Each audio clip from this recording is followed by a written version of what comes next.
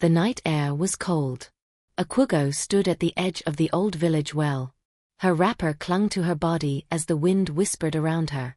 She closed her eyes and drew in a long trembling breath. Just as she lifted one foot, "Akwugo, stop." Obiageli burst into the compound, running, calling, pleading. She grabbed her, pulled her back from the mouth of death. "You cannot follow him," she whispered. "Not like this. Not tonight." Akwugo broke and wept in her arms.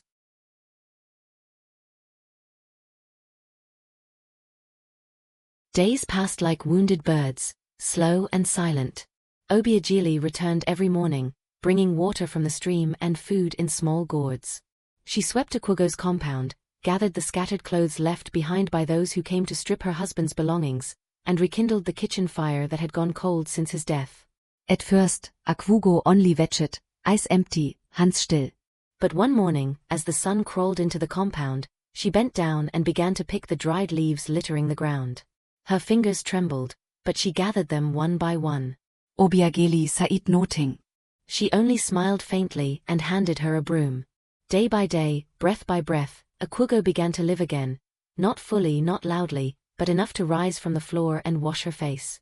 She scrubbed the clay pot by the doorway. She dusted the stool where she once sat to pound yam for the man she loved.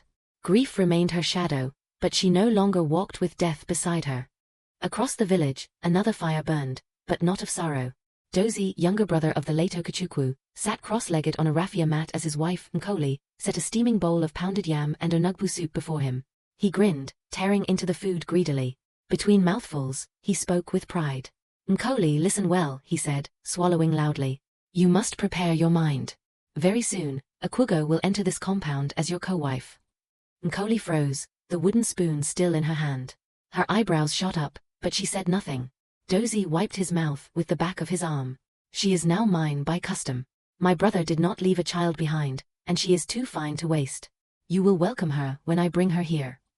Nkoli bit her tongue and forced a nod, though her eyes held questions. Dozie smacked his lips and laughed to himself. In his mind, it was settled. His brother's widow would soon be his conquest. Back at her compound, Akwugo knelt by the doorway, washing her wrapper in a clay basin. The morning sun touched her skin softly. Obiageli swept the yard nearby. Both women silent, but breathing easier.